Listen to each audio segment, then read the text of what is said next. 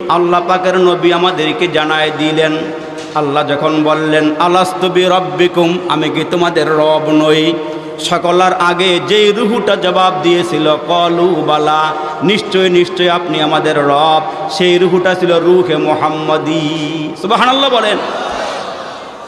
আমরা আপনার আমার নবী জানায় দিলেন, হে উম্মতের দল, আমি স্বীকারোক্তি দিয়ে দিলাম কলু বালা, নিশ্চয় আপনি আমাদের রব, আমার উম্মতের রব, আওয়ামী লীগের রব, বিএনপির রব, জাতীয় পার্টির রব, মুসলমানের জামাত ইসলামের রব, যত মানুষ দুনিয়াতে আছে মুসলমান সবার রব কি?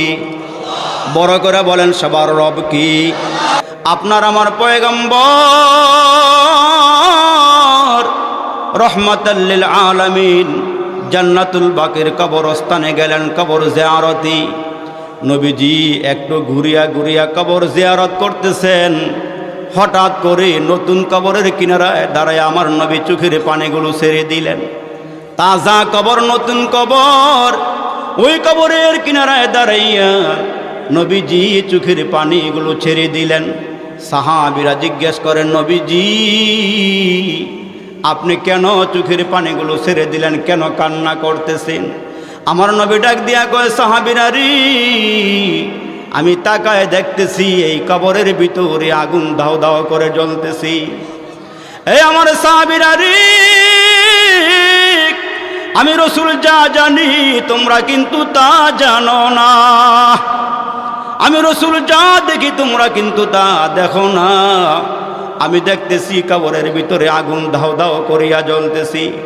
তোমরা তাড়াতাড়ি করিয়া যাও, মদিনার বাজারে যারা ক্রেতা যারা বিক্রেতা আছে এদেরকে খবর দাও, এরা যেন জান্নাতুল বাকিতে আইসা কবর জিয়ারতে শামিল হয়ে যায়। আপনার আমার পয়গম্বরের সাহাবী মদিনার বাজারে গিয়ে আওয়াজ দিয়ে বললেন, ভাইরা রে, তাড়াতাড়ি করে দোকানপাটগুলো বন্ধ করে দাও। আমার নবীজি জান্নাতুল বাকির কিনারায় দাঁড়াইয়া কান্না করতেছি। তোমরা আমার নবীজির পাশে দাঁড়াও, তোমরা আমার নবীর পাশে আইসা দাঁড়াও। আওয়াজটা শোনার সঙ্গে সঙ্গে সাহাবীরা দোকান বন্ধ করে দিলেন।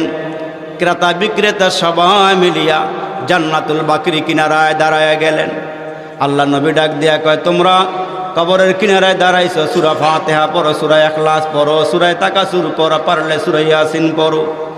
বিশ্ব নবী আমল চালু করিয়া দিলেন, হে মুসলমান, জানা নাই কার জানি মা নাই, কার জানি বাবা নাই রে যুবক, কতদিন হয়ে গেল মারে কবরে নামাই দিলা, কতদিন হয়ে গেল বাবারে কবরে শোয়াই দিলা, তুমি এত পাষাণ হইলা রে ভাই।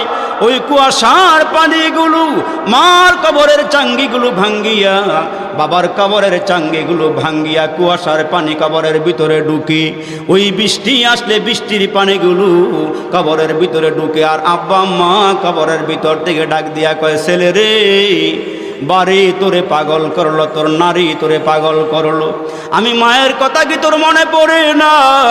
বাবার কথা কি মনে পড়লো না? আজকের এই ময়দান থেকে আপনি আর আমি যদি আব্বা আম্মার জন্য এক ফোঁটা দুই ফোঁটা চোখের পানি ফালাইতে পারি রে বন্ধু, আমার মালিক কুদরতি হাত বাড়াইয়া দিয়ে আপনার চোখের কিনারা থেকে ওই মায়ের জন্য চোখের পানি, বাবার জন্য চোখের পানিটা আল্লাহ কুদরতি হাত বাড়াইয়া দিয়ে নিয়া আব্বা আম্মার কবরে যখন দিবে, আব্বা আম্মার কবরের আগুন যখন নিভিয়া যাবে, আব্বা আম্মা ডাক দিয়ে বলবে, মালিক এইটা কিসের পানি দিলহারে মালিক? এইটা কি আবে হায়াতের পানি নাকি জমজমের পানি নাকি আল্লাহ আবে হায়াতের পানি না হাউজে কাউসারের পানি দিলা? আমার মালিক ডেকে বলবে, না, এগুলো আবে হায়াতের পানি নয়, এগুলো হাউজে কাউসারের পানি নয়, এগুলো জমজমের পানি নয়। আল্লাহ কিসের পানি দিলা? কয়, নরোত্তম পর যুবকদের মাহফিলে তোমার সন্তান বসিয়া বসিয়া দীর্ঘদিন হয়ে গেল মার চেহারা দেখে না রে বন্ধু, বাবার চেহারা দেখলো না, ওই আলেম ওলামার সামনে বসিয়া আব্বা আম্মার জন্য 1 ফোঁটা 2 ফোঁটা চোখের পানি সারিয়া দিল। আমার মালিক ডাক দিয়া ওই চোখের পানিগুলো আমি মাওলা কুদরতি হাত বাড়াইয়া বাড়াইয়া ওইখান থেকে আইনা তোমাদের কবরের ভিতরে ছেড়ে দিলাম। এ মুসলমান বন্ধু, আব্বা আম্মার জন্য একটু হাত বাড়ায় বাড়ায় দোয়া করবা, একটু দান সাদাকা করবা। এ মুসলমান ভাইরা নিজের জন্য একটু হাত বাড়ায় বাড়ায় বলবা, বেগুনা পাঠাইছ মালিক, গুনা নিয়া যাব, কবরে হাসরে তোমায় কেমনে মুখ দেখাবো। চামড়া ডিলা দাড়ি পাকা, আল্লাহ পাকা যাদের চুল, আল্লাহ তাদের ক্ষমা করো জীবনের সব ভুল। জ্বালায় না আমরা রে আল্লাহ দোজখের আগুনে, এমন কঠিন আগুন সহিব কেমনি। ভাই ও বন্ধু সবাই মিলে বুকে দিবে মাটি, ভাই ও বন্ধু সবাই মিলে আল্লাহ বুকে দিবে মাটি। দরজা বন্ধ করে দিবে জনমের লাগি। আমরার দেহ থেকে রে মালিক যেদিন বাহির করবা যান, সঙ্গে করে নিতে দিও পবিত্র ঈমান। ঈমানের রঙে আল্লাহ রঙিন বানায়া, জোরে কন্যা আল্লাহু আকবার। ঈমানের রঙে আল্লাহ রঙিন বানায়া, মারেফাতের নূরে দাগ উজালা করিয়া। মোহাব্বতে ওয়াজ শুনতেছে যারা এই মাহফিলে আসিয়া, আল্লাহ তাদের মরণ কইর কাবা ঘরে নিয়া, আল্লাহ তাদের মরণ কইর রোজা পাকে নিয়া। মোহাম্মদ মুস্তাফা নবী হাবিব তোমার, আল্লাহু আকবার বলেন। মোহাম্মদ মুস্তাফা নবী আল্লাহ হাবিব তোমার, আজকের এই আয়োজন তুমি কবুল করে নাও নবীজির উসিলায়। আল্লাহু আকবার বলেন। আল্লাহ মাহফিলটা কবুল করো, জোরে বলেন আমিন। আর একটু জোরে বলেন না আমিন। যুবক ভাইরা রে, বিশ্ব নবী আওয়াজ দেওয়ার পর বাজারের মানুষগুলো সব কবরের স্থানের কিনারায় দাঁড়াইয়া যখন সূরা ফাতিহা, সূরা ইখলাস, সূরা তাকাসুর, সূরা ইয়াসিনের তেলাওয়াত যখন চালু করে দিলেন, আমার নবী ডাক দিয়া কয়, সাহাবীরা রে, আল্লাহর দরবারে হাতগুলো বাড়ায়া বাড়ায়া চোখের পানিগুলো ছেড়ে দাও। এ যুবক ভাইরা রে, সাহাবায়ে কেরাম কান্না করতেছেন। বিশ্ব নবী বলেন, সাহাবীরা রে, এত মুনাজাত আমি করলাম, তোমরাও করলা, কেন জানি এই কবরের আযাব দূর হইতেছে না, কেন জানি কবর থেকে আগুন সরতেছে না। তাড়াতাড়ি করে যাও, মদিনার অলি গলি খুঁজিয়া খুঁজিয়া মানুষদেরকে বের করো, এরা যেন কবরস্থানের কিনারায় এসে দাঁড়াইয়া যায়। সাহাবীরা যখন মদিনার অলিতে গলিতে ঘুরিয়া আওয়াজ দেওয়া শুরু করলেন, মানুষগুলো পঙ্গপালের মতন দৌড়াইয়া আসা শুরু করে দিলেন। আমার নবী তাকায় দেখেন একজন বৃদ্ধা মহিলা লাঠিতে ভর করিয়া করিয়া জান্নাতুল বাকির দিকে আগাইতেছে। আগাইতে আগাইতে হাঁটতে হাঁটতে যুবক একেবারে নবীজির কিনারায় যখন দাঁড়াইয়া গেলেন, আমার নবী ডাক দেয়া কয়, মা গো, আপনি বুড়া মানুষ, লাঠিতে ভর করে করে আপনি এখানে কেন আসলেন? ওই বৃদ্ধা মহিলা ডাক দেয়া কয়, আল্লাহর নবী গো, কয়েকদিন আগে আমার সন্তানটা মারা গেছে, আমার আর কেউ দুনিয়াতে বেঁচে নাই। ওগো নবীজি, আমার একটা মাত্র ছেলে ছিল, কয়েকদিন আগে মারা গেছে গো নবীজি। আপনি যখন খবর দিয়েছেন জান্নাতুল বাকিতে আসার জন্যে আমি কাকে পাঠাবো? পাঠাইবার মতন কেউ নাই। এজন্য আমি নিজেই চলে আসছি। আল্লাহ পাকের পয়গম্বর ডাক দেয়, কয় মা গো, আপনার সন্তানের কবরটা কি আপনি চিনেন? আমার একটু দেখাইতে পারবেন কিনা বলেন। ওই বৃদ্ধা মহিলা ডাক দেয়, আল্লাহর নবী, আমার আব্বা আম্মা আপনার জন্য কুরবান হোক গো নবীজি। আপনি যেই কবরের কিনারায় দাঁড়ায় আছেন গো নবীজি, এই কবরটার ভিতরে আমার ছেলে শোয়া। ইয়া রাসূলুল্লাহ, ইয়া হাবিবাল্লাহ, যেই কবরের কিনারায় আপনি দাঁড়ায় আছেন, এই কবরের কিনারায় আমার সন্তানটা শুয়ে আছে। আমার নবী ডাক দেয়, কয় মা গো, আমি নবী দেখতেছি এই কবরের ভিতরে আগুন দাও দাও করে জ্বলতেছি। ওই মহিলা ডাক দিয়ে কই, নবীজি, আল্লাহ নবী গো, আমার সন্তানের কবরে আগুন। আল্লাহর পয়গম্বর ডাক দিয়ে কয় মা গো, আপনি একটু বলেন আপনার সন্তানটা কি আমল করত? এ মা, আপনার সন্তান কি আমল করত আপনি একটু বলেন।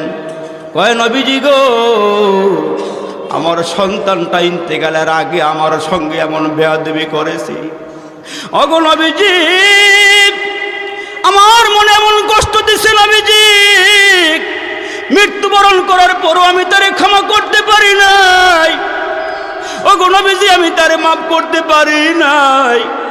আল্লাহর পয়গম্বর ডাক দিয়ে কয় মা গো, তোমার এই সন্তানের কিনার কবরের কিনারায় দাঁড়াই আমি অনেকবার দোয়া করেছি, কেন জানি আজকের মুনাজাতটা আমার আল্লাহ কবুল করতেছে না রে মা।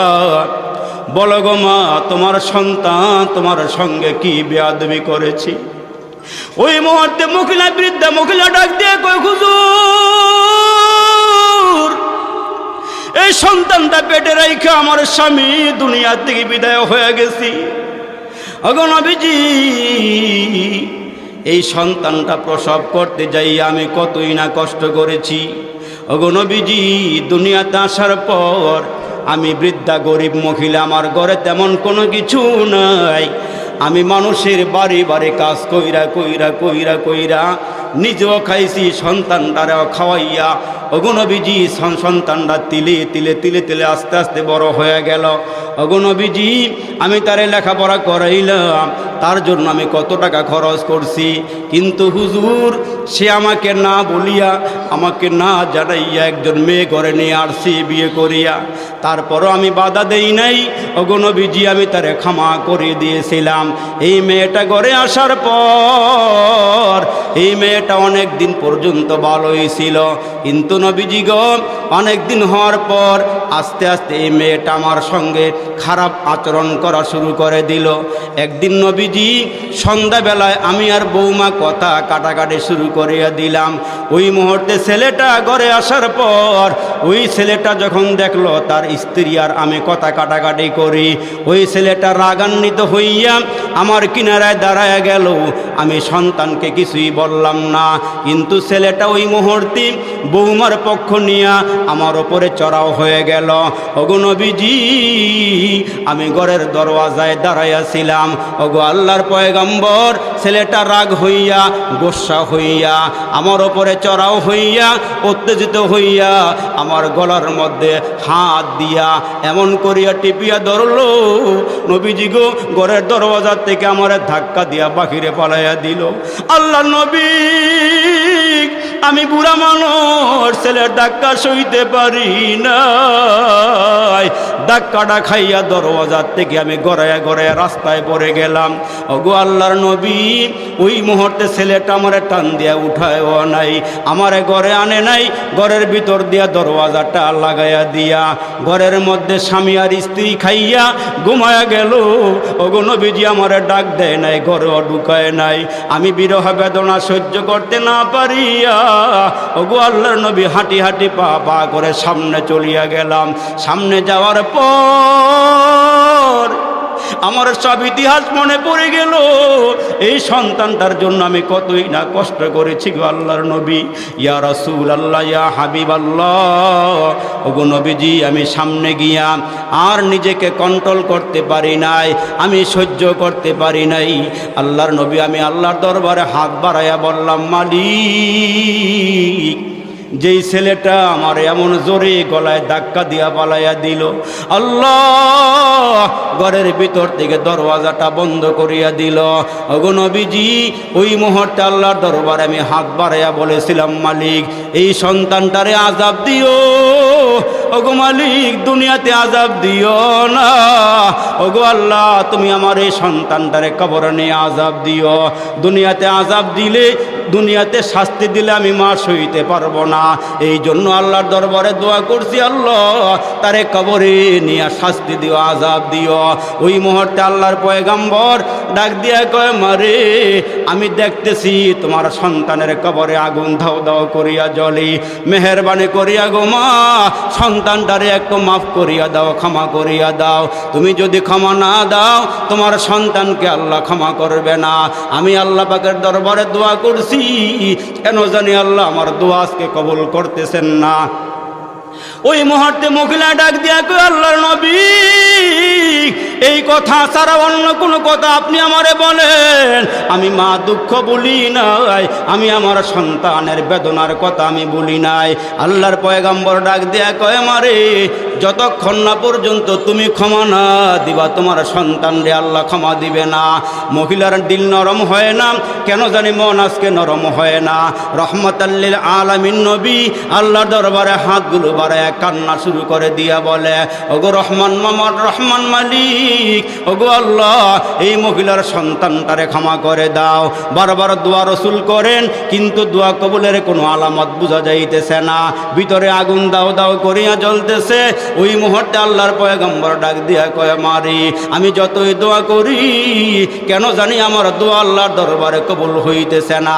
ওগো মা, সন্তানটারে ক্ষমা করে দাও, সন্তানটারে তুমি মেহেরবানি করিয়া মাফ করিয়া দাও। এর নবীর উম্মতের দল, এই আল্লাহর গোলাম, আল্লাহ পাকের দরবারে মার দোয়া সরাসরি কবুল হয়ে যায়। যেমন মা নামাজে দাঁড়াইছে, মা নামাজে দাঁড়ায় দেখি জানালার কিনারায় একটা পাখি রশি দিয়া বান্ধা আছে। ওই বান্দা পাখিটার দিকে মা তাকায় দেখতেছেন। ওই পাখিটা বারবার বারবার যাইতে চাইতেছে, পায়ের মধ্যে বান্ধা থাকার কারণে পাখিটা যাইতে পারতেছে না। যতই উড়াল মারতে চায়, রশির মধ্যে বান্ধা থাকার কারণে আবার চলিয়া আসি। একবার দুইবার চেষ্টা করতে যাইয়া ওই পাখিটা ডানা মারিয়া উড়াল মারে। যতই উড়াল মারতেছে, এক পর্যায়ে দেখা গেল পাখিটার পা ভাঙ্গা গেল। মা সালাম ফিরাইয়া, মা সালাম ফিরে আল্লাহর দরবারে ডাক দিয়া কয়, আল্লাহ, যেই লোকটা পাখিটারে বান্ধিয়া রাখলো, পাখির কষ্ট হইল, পাখিটার পা ভাঙ্গিয়া গেল, আল্লাহ তুমি ওই লোকটার পা ভাঙ্গিয়া দাও। ওই মহিলার সন্তান কিছুক্ষণ পরে ল্যাংরায়া ল্যাংরায়া ঘরে ঢুকলো।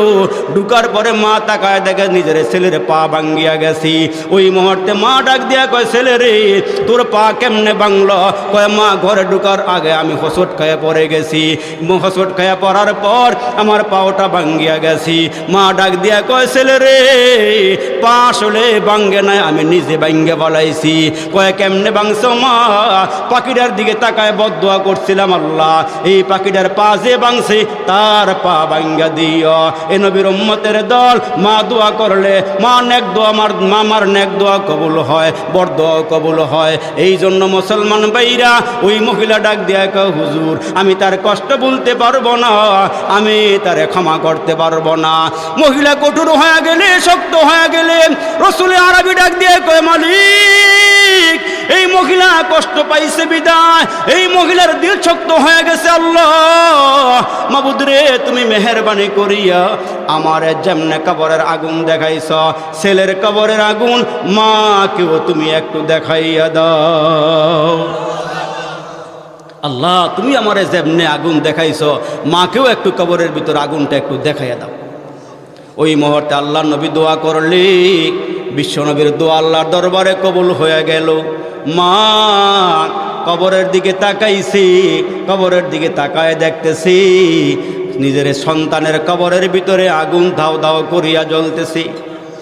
নিজের সন্তানের কবরের ভিতরে আগুন দেখিয়া বৃদ্ধ মহিলা বেহুশ হয়ে জমিনে পড়ে যায়। বেহুশ হইয়া জমিনে পড়ে যাওয়ার পর বিশ্বনবী রাহমাতাল লিল আলামিন দাঁড়াইয়া আছে। দীর্ঘ সময় পরে যখন মার হুঁশ ফিরে আসছে, আল্লাহর পয়গম্বর ডাক দিয়া কয়, মা গো, তুমি কেন জ্ঞান হারাইলা, কেন বেহুশ হয়ে গেলা? কয়, নবীজি, আমি আমার সন্তানের কবরের কিনারায় দাঁড়াইয়া দেখলাম কবরের ভিতরে আগুন জ্বলতেছে গো নবীজি। এই দৃশ্যটা দেখা আমি দেখলাম সন্তানের পুরা বডির মধ্যে আগুন, আমি সইতে পারলাম না, এই জন্য আমি বেহুশ হয়ে জমিনে পড়ে গেলাম। ওই মহিলা মা ডাক দিয়া কয়, নবীজি, চোখের সামনে সন্তানটা কবরে আগুনে জ্বলবি, আমি মা বরদাস্ত করতে পারলাম না, আপনার সামনে দাঁড়ায়া ঘোষণা দিলাম গো নবীজি, আমি আমার সন্তানটাকে মাফ করে দিলাম। মা কষ্ট মনে রাখে নাই, ভুলিয়া গিয়া সন্তানটারে মাফ করে দিছে। রসুল আরবি তাকায় দেখেন, মা যখন মাফ করে দিছে, সন্তানের কবরের মধ্যে কোনো আগুন নাই, সন্তানের আগুন কবরের ভিতরে আগুন চলিয়া গেছে। এই জন্য আমার ভাইরা ভালো করিয়া জানেন, ভালো করিয়া শোনেন, আল্লাহ পাক রব্বুল আলামিন বলেন, লা ইয়াস্তাবি আসহাবুন নারি ওয়া আসহাবুল জান্নাহ, আসহাবুল জান্নাতি হুমুল ফাইজুন। কার জীবন সফল আর কার জীবন বিফল, কে কামিয়াব আর কে না কামিয়াব। দুনিয়ার বাড়ি পাইয়া আমি কামিয়াব, দুনিয়ার সম্পদ পাইয়া আমি কামিয়াব, দুনিয়ার ক্ষমতা পাইয়া আমি কামিয়াব, দুনিয়ার সব কিছু আমি পাইলাম, সেলুট সালাম আমার জন্য রেডি। দুনিয়ার সব কিছু পাইলাম, দুনিয়ার জীবন সফল। এই সফলতা মুসলমান ভাই চিরস্থায়ী না। কিন্তু আল্লাহ রসুল বলেন, যারা কালমাওয়ালা, যারা ইমান নিয়ে কবরে যাবি, ইমানকে সঙ্গে নিয়ে কবরে যাবি, আর হাসরের ময়দানে যখন কবর থেকে উঠবি, উঠার পরে যাদের আমল নামাগুলো ডান হাতে আসবি, মিজানের পাল্লার ওজনটা ভারী হয়ে যাবি। ওই বান্দা তাকায় দেখবি হাসরের ময়দানে বান্দা জীবনে যা আমল করেছিল, নেক আর বদি ভিন্ন আছে। নেক আমল তার আমল নামায় বেশি, বদ আমল কম। ওই লোকটার যখন ফায়সালা হয়ে যাবে, ওই লোকটা জান্নাতি হয়ে যাবে, লোকটা আনন্দিত হবে, লোকটা খুশি হবে। খুশি হইয়া ওই লোকটা আল্লাহর জান্নাতের দিকে রওনা হয়ে যাবে। এই জন্য মুসলমান ভাইরারে আমার, নরোত্তমপুর যুবকেরা সুন্দর আয়োজন করলেন, নেক কাজ এরা চালু করলেন। এই নেক কাজ যদি